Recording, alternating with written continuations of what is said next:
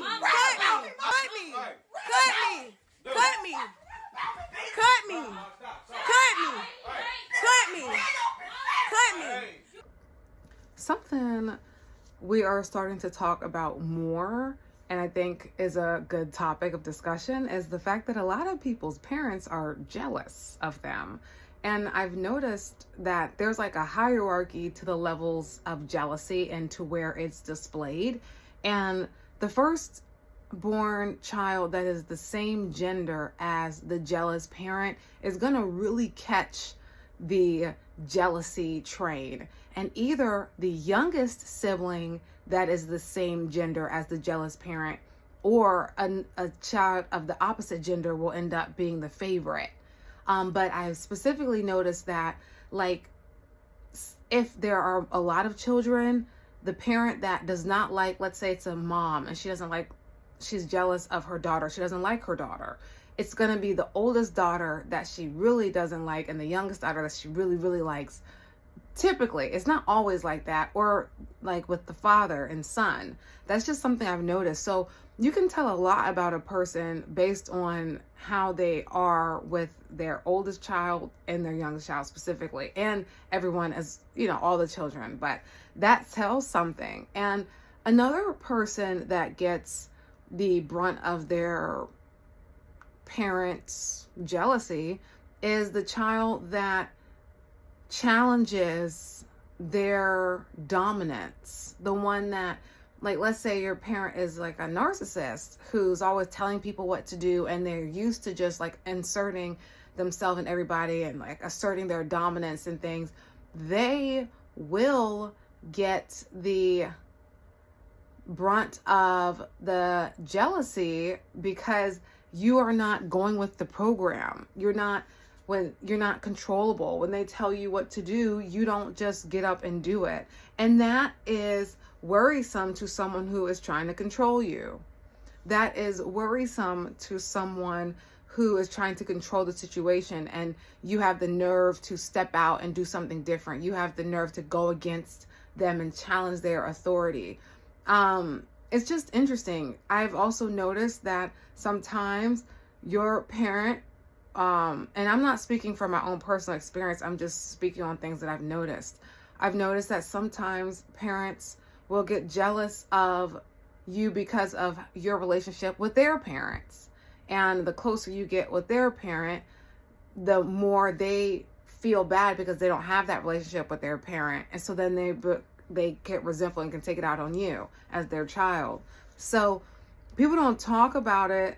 Well, people do. People are talking about it more, but I think it's a conversation that needs to be said more. Like, people are really out here being like brutalized by their parents because their parent is jealous. And it's crazy. It's crazy. And I came across this video on TikTok where the mom came at the daughter with a knife. Yes, a knife. Talk about come, show me and I'm going to beat you up and, just acting belligerent and ridiculous. And you would have never thought that she was doing that towards her child.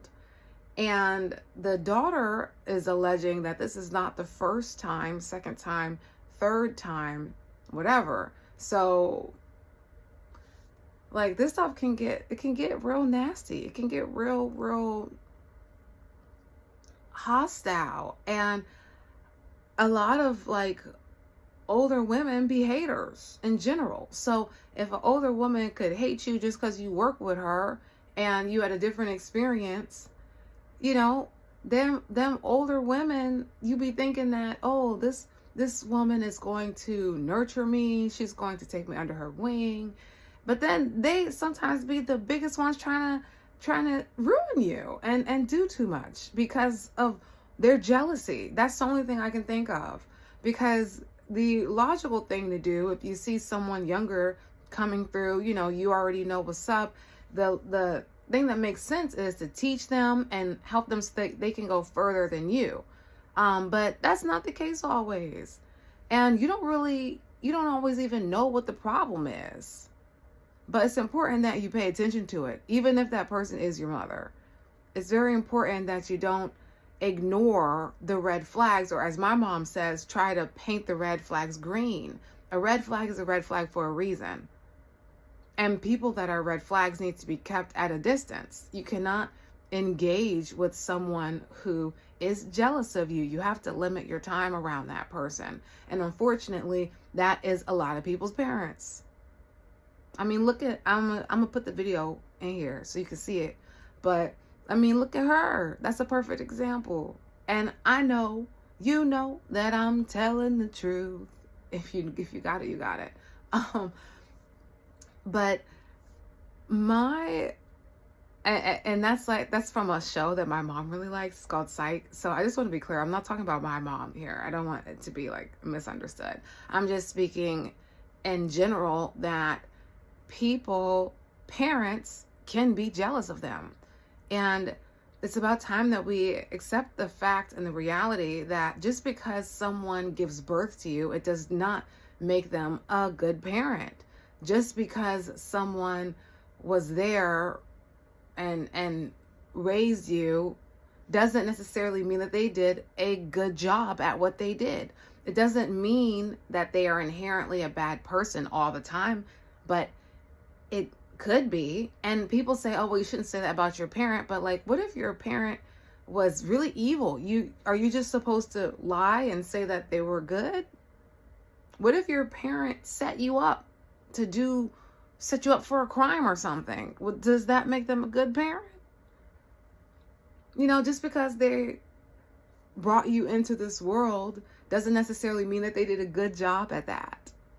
And I think that it's okay to say that.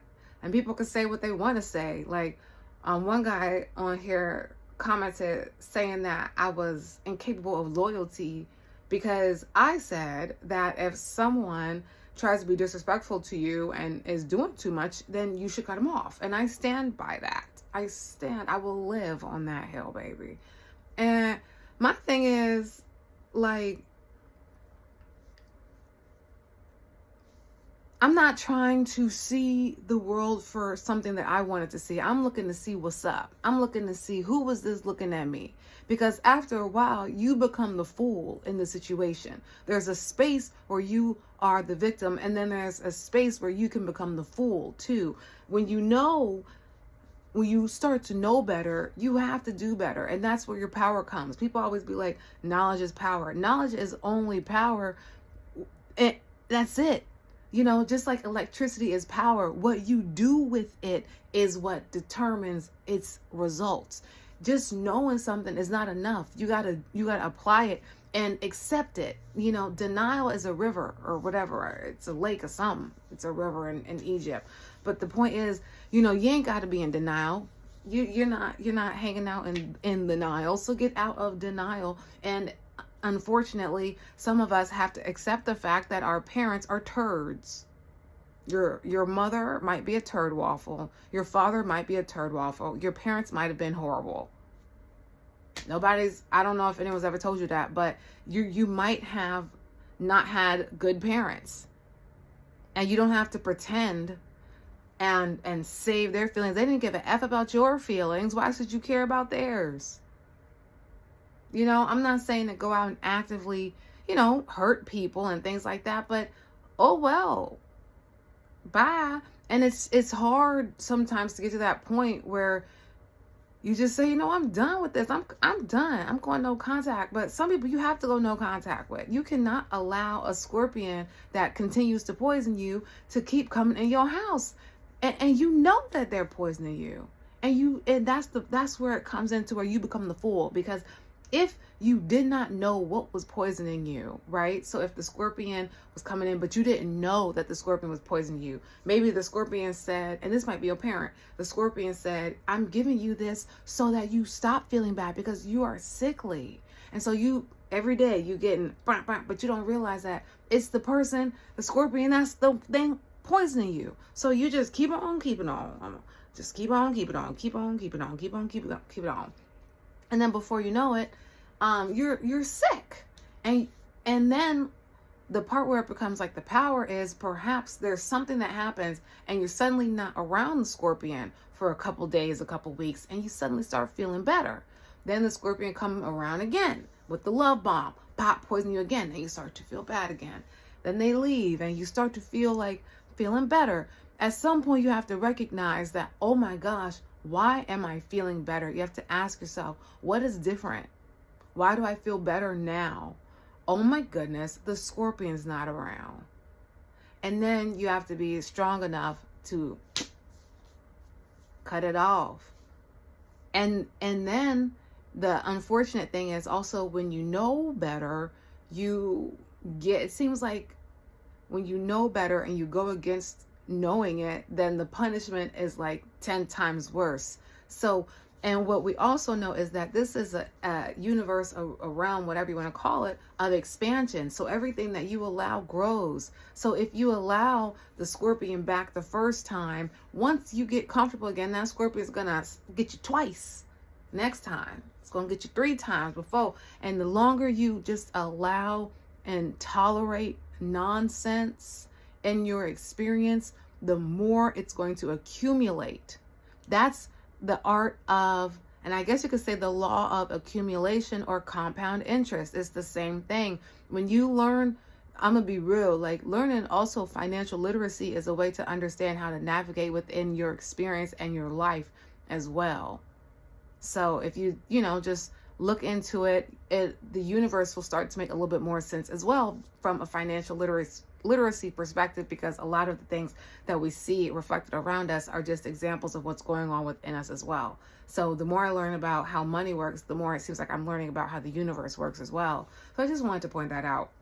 But we accumulate and things multiply and increase. So the longer you are around someone who is negative, someone who is doing too much, someone who is volatile and intolerant and just a hot mess, the more it's going to impact you. So it's very, very, very important that you monitor who you're around. And if it seems like your parent is a snake in the grass, if you feel like your parent is not what's up, they're just not it, then you should believe that. It's easier to ignore it and just say, no, they didn't mean it. Some of them did mean it. Your mother might have meant everything she said and did to you. Your father may have done everything he did to you on purpose. Your parents may have intentionally hurt you. Your parents may get joy out of hurting you.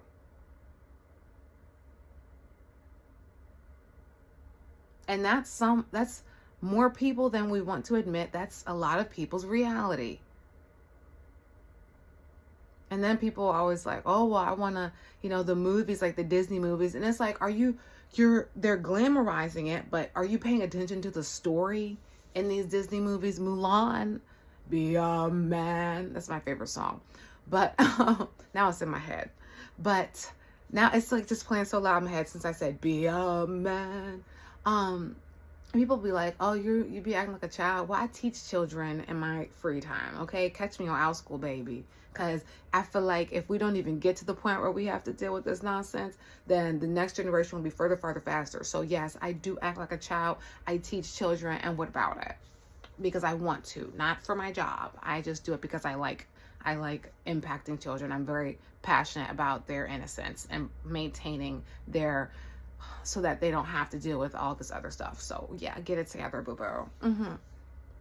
Anyway, I don't even remember what I was saying, but the point is, Disney movies. So like Mulan is in a whole war. It's glamorized, but like if we break it down, the story is glamorized, but she pretended to be a man, I believe, so her father didn't have to go to war. Then she had to fight people. They found out she was a woman, and then she had to, climb this big old pole or whatever. It was just a lot. But that's not something that I would want to experience. I wouldn't want to have to pretend to be a man so my ailing father doesn't have to go to war and then go and fight the Hun, until the dang on Hun who's taken over the whole dang on part of where I'm living. That sounds scary to me. I wouldn't want to be Tiana and turn into a dang on frog and then have to go through the bayou with demon spirits chasing me. That doesn't sound very exciting. I mean, it sounds exciting, but it doesn't sound like something I'd specifically, personally want to sign up for. So it's like, are you really watching the movies? You know, I wouldn't want to be Cinderella, where she's an orphan and she's a servant to her stepmom and stepsisters. And her friends are rats and birds. None of those experiences sound so great when you think about it. It's just when we're seeing it, it's glamorized. It's in a, it's this, it's that. But it's painted in a different way. And so people want to have that fairy tale life. The fairy tales are effed up. If you really break it down, the fairy tales are crazy. They're unhinged. I wouldn't want to live like that. And the original stories are even worse. So, you know, if you put it that way, you already are living a Disney movie. You already are living a fairy tale. So it's time that we live reality, okay? And reality is a lot of your mothers are the wicked stepmothers and not the fairy godmother. The reality is a lot of your fathers are the freaking shadow man and not Prince Charming's father. A lot of y'all parents are sinister and sick. A lot of your parents are traumatized individuals who just came up and traumatized you. And that's the reality. Point blank, period. And as soon as we can recognize that, then you can move on.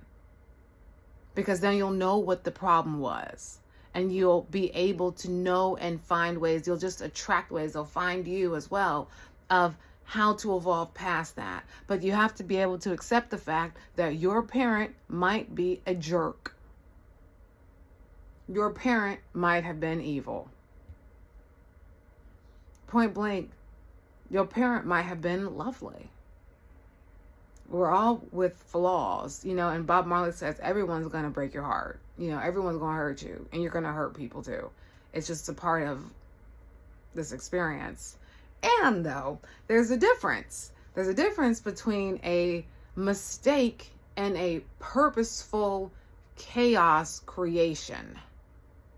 There's a difference between the truth and being rude and taking low blows. There's a difference between, you know, sibling banter and mean jokes. There's a difference.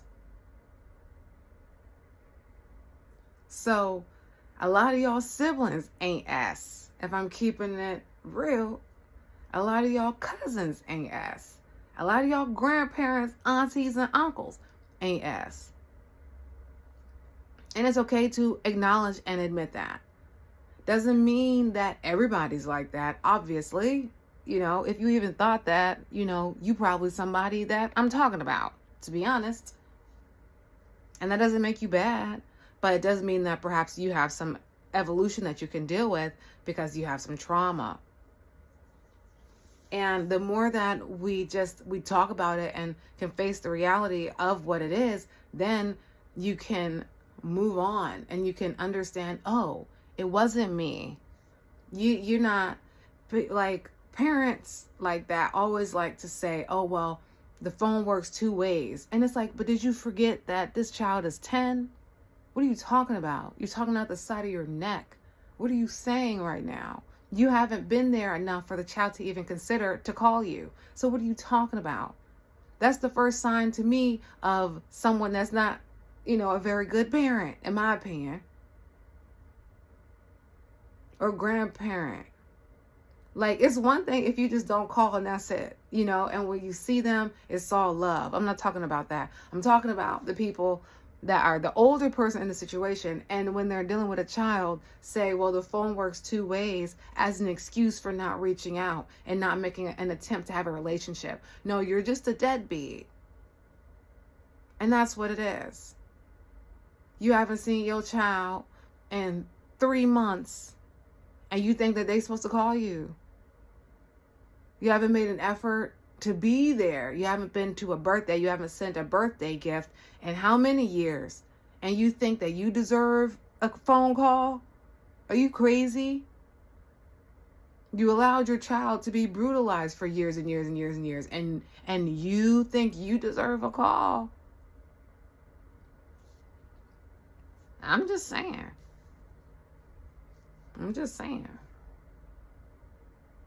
There are some weirdo parents out here too. And it's like, people like to say, oh, well, you shouldn't talk about a mom and a dad like that. Who's out here committing these crimes?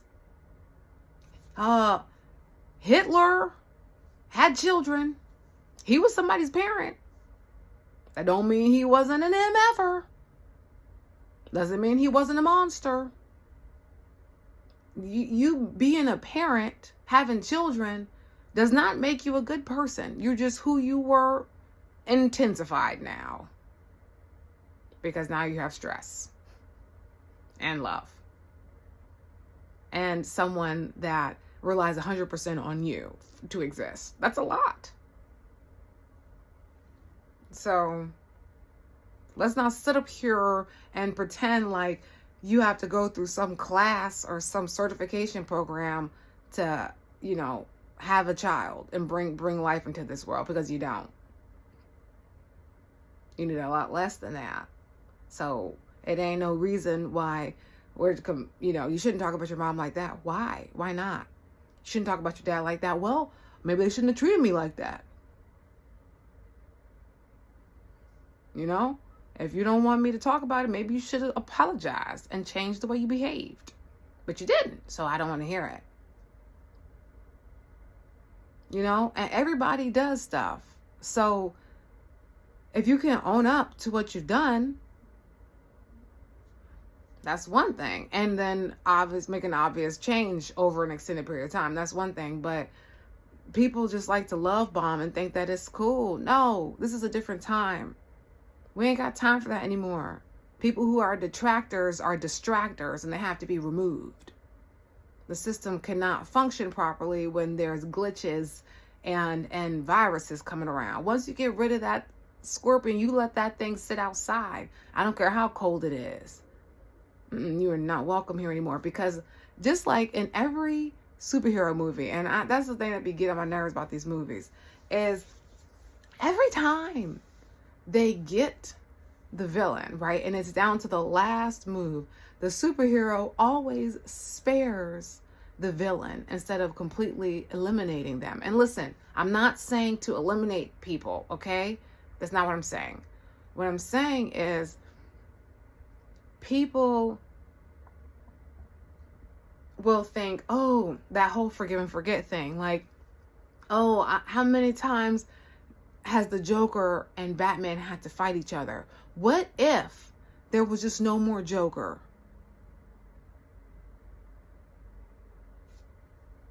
It wouldn't be much of a movie, but, what would Batman be able to do with his wealth without having to fight for Gotham all the dang on time? If they just decided to keep Joker locked up, and if he keeps getting out, find a next level because he's causing too much harm to the society. Like, what's the point of even having him around? All those villains, if they were just handled and removed, the Batman would be able to go off and do other things. But when Batman is living to fight based on some childhood trauma, Batman is never going to just enjoy his life because he's always going to be out here in these streets as a vigilante. So it's important to recognize these things so that you can get off of the Batman thing. You don't have to be the dang on superhero. Okay? You can save yourself. Okay? Because what if Batman decided, you know what? I'm sick of this. Joker, it's me and you. It sucks. it's a wrap. Batman would be free. If there was no crime in Gotham, Batman would be free. And he has the opportunity to. And like when they like are about to fall in a pit of acid, his stupid self go and fly and catch him. Let that dude fall. You didn't do it. He did it to himself. Why are you going back to save him? Let him fall in the acid. Oh well. That's I'm being facetious, okay? I'm not talking literally. I'm talking figuratively, like Batman in a movie. I'm just using it as an example. So a literal example would be the next time you have an opportunity to separate yourself from someone who is the Joker in your life, separate yourself from them. And so finally Batman can do something else with Batman's time. Now, will Batman probably have an existential crisis afterwards because his whole life was about fighting the Joker? Perhaps. But at some point, Batman will get used to it and start to like that life without the Joker. And maybe he'll dwell every once in a while about, because who would Batman even need to be Batman? Or would he be Bruce Wayne? Would he be himself? Would he even need to be Batman? So would he have a crisis about, oh my gosh, who am I now? I'm not Batman anymore, because you wouldn't need Batman if he just handled every situation in his life immediately and with proper sternness and assertiveness. He wouldn't need that. What he would do after a while, probably just enjoy his life, and he's rich. He would enjoy his MFing life. Batman, when's the last time you seen an episode of Batman where he was on vacation? When's the last time you seen that episode of Batman where he was smiling? Never, never, never, never, ever, ever, ever. I had never seen an episode or a movie where Batman was actually enjoying himself. Why? Because he's fighting them childhood demons. Why? Because he was traumatized when he left the thing and his parents got, exed. And then he was an orphan. And then the rest of his life, he's fighting bad guys. And not eliminating them. So Batman has some type of complex within himself.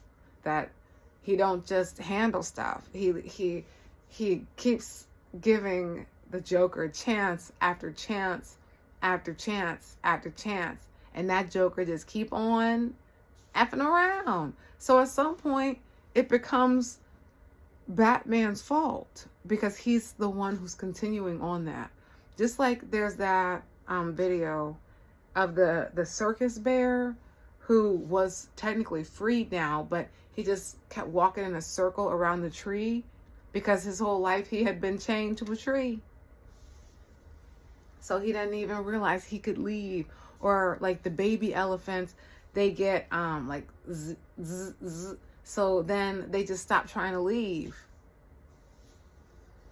You've been trained into submission, and you've been trained into just continuing on this cycle because you have to prove yourself. You're looking for something. You want closure. I guarantee Batman is trying to find closure with his battles. He's trying to. That's why he's on this loop, and why he won't just handle these villains. Handle Joker. Make an example out of Joker. Handle Penguin. Handle him one good time, and that'll be it. And for us, that means cutting people off. You gotta cut them off. Like Cat Williams said, if Diddy tells you to party, you gotta tell him no.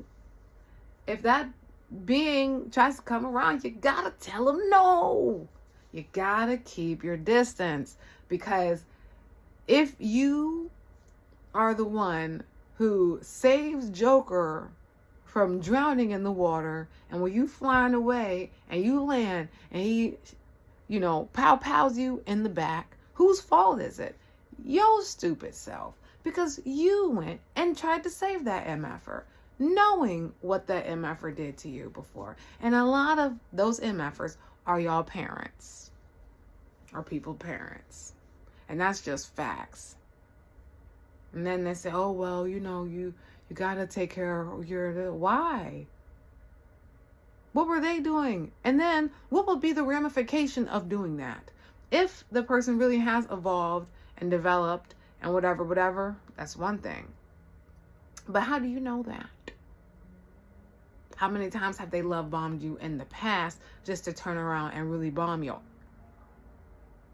Okay, how many times and nights did you sleep going crying because of this foolishness? Nah, man.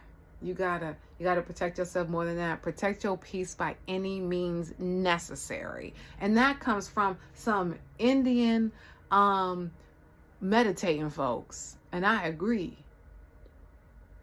Protect your mind by any means necessary. Okay? That's what's up. You gotta protect your mind. Got to. Excuse me. Protect your mind, protect yourself, and you'll have a beautiful experience. But if you let people F around with you, you're gonna be effed around with. And part of that is the whole forgive and forget nonsense. The only way I believe in forgive and forget is I'll forgive myself for allowing you to mistreat me or disrespect me or whatever. I forgive myself for my part in whatever happened. And for me allowing myself to tolerate a certain amount of BS, and then I'll forget you and move on with my life. And that's what it is. Doesn't mean that I don't like them or I have ill will towards them. It just means I don't care what you're doing. I don't care. Leave me alone. And will I mourn? Will we mourn for those relationships? Yes. Will there be times where you think about the good memories? Yes. And will there be times when you might cry about it? Yes. But crying one night sure does beat crying weeks. Sure does beat being depressed. I'd rather look back and get myself together in 5 minutes than be sad for a lifetime effing around with people who try to poison me. So, that's why I say, you gotta know, some of y'all parents ain't sugar, honey, iced tea. And that's just real. That's just real. It's unfortunate, but it's the truth. It's very, very unfortunate. But it's a lot of people's truths. And I think that people will be like, I can't believe you're saying this. Well, I'm saying it. I don't care. Because I'm over people being on the side of these people who do this craziness. People always say, oh, you shouldn't say that about your parent, but where were you when the parent was doing this? How come it's wrong for me to comment on what was going on, but it's not wrong for them to do it? Why are you coming over here talking to me? Oh, you got to keep that stuff in the house. Why? So it can keep happening? So the trauma can just keep getting passed down? Or because you do the same thing and you don't want to hear it, so you rather me just be quiet? Because it makes you uncomfortable. Well, you know what? Other people get to be uncomfortable too. And as my mom says, if someone's trying to make me uncomfortable, we all gonna be uncomfortable. How about that? How about that? How about if I don't eat, you don't eat? How about that? Or then just leave me alone. And people act like that's what I be saying, like with these like older people, like, oh, such and such doesn't call. Why don't you call them? And then what did you do so that they don't call you? How about that? How about take some responsibility for your actions? They always want to victim blame it. Now, oh, such and such don't call. What did you do to such and such that such and such don't call you? What did you do to your child that your child don't F with you? That's a you problem. That's something you did. If your child don't mess with you, you did something. Period. Because it's unnatural. Oh, especially when they're actually talking about children. Especially when you're actually talking about a 5-year-old or a 6-year-old or a 7-year-old or a teenager or an adult or a 50-year-old, a 60-year-old, a 30-year-old. If your child don't rock with you, you effed up. You might not have did it on purpose. You might have been just doing what was done to you, but it doesn't matter. Just because I didn't know, and this is just a make-believe story, but just because you don't know that you punched somebody in the eye and you don't realize how much it hurts them, you knew it would hurt. Because when your parent punched you in the eye, you knew it hurt you. So you knew enough to know that what you did was going to hurt them. And you did it anyway. And you either have to take responsibility for the fact that you did that and own up to it, or kick rocks with no socks and flip-flops. That's what it is. Protect your peace, your mind by any means necessary. And I don't mean that literally. I'm just saying, like, because for me personally, I have a baseline respect for people who own their ish. You own it. I don't care. I might not like you for what you've done. I might look at you sideways out the side of my entire neck in utter shock and disbelief.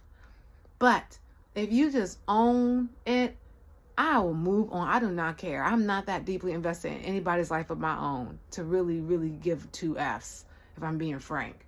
But I'm not gonna and judge you. I just keep it moving. And I have a baseline respect for anyone who owns who they are, owns what they've done, flaws and all, and still, and what about it? And what about it? And I realize, and I always say this, like, people who care don't matter, and those who matter don't care. And moreover, people who are really out here living their life, they don't care about your little mistakes. They don't care about how many times you showed your whole tail. They don't care about that because they're living their lives, period.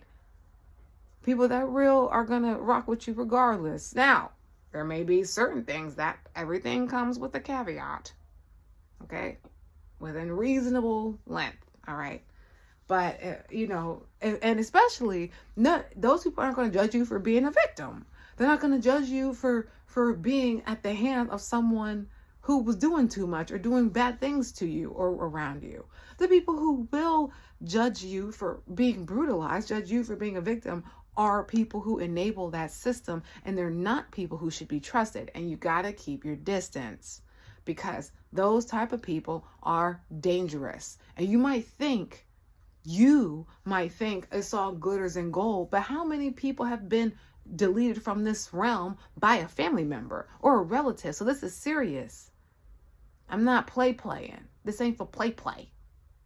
This ain't play. I'm for real though. Like, seriously, how many people have been unalived by a parent, by a sibling, by a cousin, an aunt, or an uncle? More than one. And that's one too many for me. So pay attention to the red flags, because you really don't know what's up. So if you're getting red flags and you're getting feelings about a parent, pay attention to that. You getting feelings from a sibling, pay attention to that, because you don't know how far people will go. Like in that Kanye song, you know I love to show off, but you never thought that I would take it this far.